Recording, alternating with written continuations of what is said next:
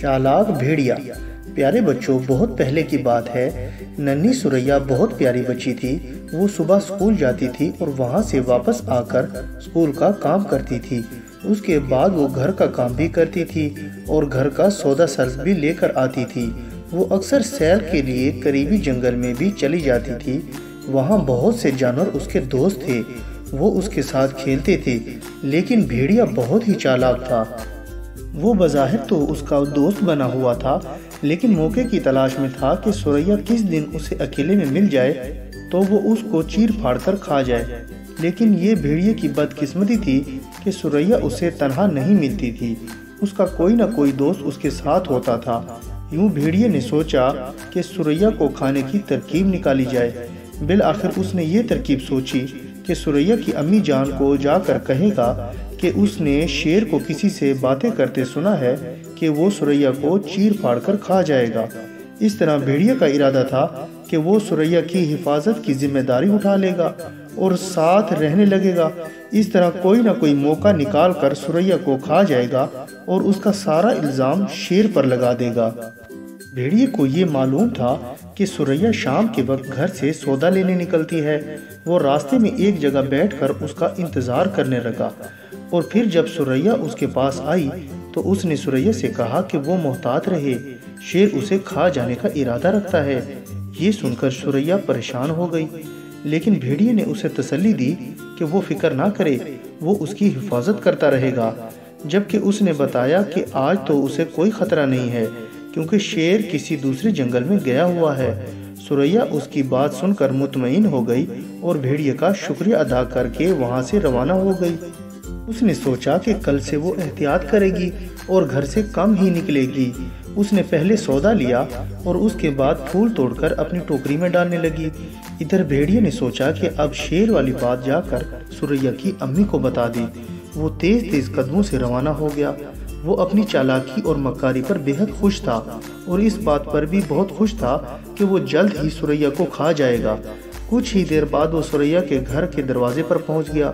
उसने दरवाज़ा खटखटाया तो अंदर से सुरैया की अम्मी की आवाज़ आई, कौन है?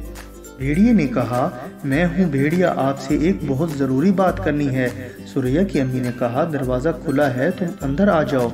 तो वो अंदर आ गया तो सुरैया की अम्मी ने उससे पूछा, कहो कैसे आना हुआ है? तो उसने जवाब दिया, मैं आपके पास कोई अच्छी इत्तला नहीं लाया हूँ। तो सुरैया की अम्मी बहुत परेशान हो गई और जल्दी से बोली, बताओ क्या इत्तला लाए हो? भेड़िया बोला, इत्तला ये है कि शेर ने सुरैया को खा जाने का मंसूबा बना लिया है। सुरैया की अम्मी ने मजीद परेशान होकर कहा, ये क्या कह रहे हो तुम? ये तो बड़ी बुरी इत्तला है, हालांकि शेर तो बहुत नेक दिल है। तो भेड़िए ने कहा, वो ऊपर से नेक दिल बना हुआ है, लेकिन दरअसल वो बहुत जालिम, चालाक और मक्कार है। मैं इससे घर में तो नहीं बिठा सकती हूँ क्योंकि इसे स्कूल में तो लाजमी जाना होता है। सुरैया की अम्मी ने कहा, इसका एक हल है मेरे पास, भेड़िए ने जल्दी से कहा। सुरैया की अम्मी ने पूछा, वो क्या हल है? तो भेड़िए ने कहा, वो ये कि मैं सुरैया की हिफाजत करूंगा क्योंकि सुरैया मेरी बहुत ही अच्छी दोस्त है और बुरे वक्त में अच्छे दोस्त ही काम आते हैं। सुरैया की अम्मी ने कहा, अगर तुम ऐसा करोगे तो हम जिंदगी भर तुम्हारे शुक्रगुजार रहेंगे। भेड़िए ने कहा, इसमें शुक्रिया अदा करने की कोई बात नहीं है, ये तो मेरा फर्ज बनता है कि मैं मुश्किल वक्त में अपने दोस्त के काम आऊं। थोड़ी देर में सुरैया भी वहां आ गई। सुरैया की अम्मी ने उसे सारी बात बताई। वो भी भेड़िए की बहुत शुक्रगुजार हुई। उसने भेड़िए के लिए एक बिस्तर भी लगा दिया और वो उस पर आराम करने लगा और शेर के बारे में खतरनाक बातें करके सुरैया को परेशान करने लगा। साथ ही उसे तसल्लियां भी देने लगा कि वो उसका साथ है और उससे फिक्र करने की कोई ज़रूरत नहीं है। सुरैया के अब्बू लकड़ियाँ काटने का काम करते थे। वो जंगल से लकड़ियाँ काटने के बाद उन्हें बाजार में बेचकर घर पहुँचे तो उन्होंने भेड़िए को अपने घर पर देखा। सुरैया की अम्मी और सुरैया अरसा से इन इलाके में रह रहे थे, इसलिए सब लोगों और जानवरों के बारे में जानते थे। इस तरह वो भेड़िए के बारे में भी जानते थे कि वो बहुत चालाक और मक्कार है। जब उन्होंने देखा कि सुरैया सो गई है तो उन्होंने भेड़िए से कहा कि अब वो अपने घर जाए और कल आ जाए। भेड़िए ने कुछ नहीं कहा और वहाँ से रवाना हो गया।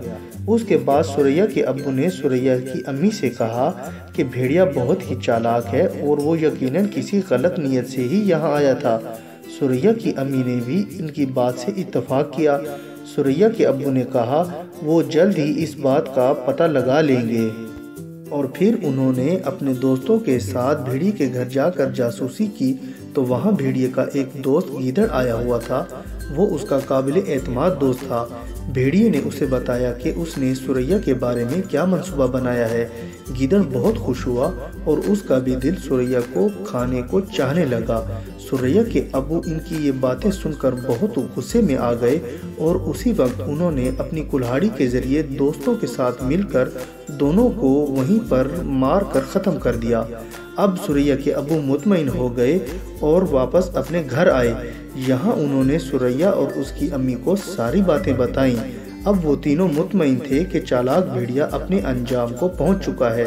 سوریا کے ابو نے سوریا کی امی سے کہا یہ سچ ہے کہ چالاکی اور مکاری کا انجام اچھا نہیں ہوتا۔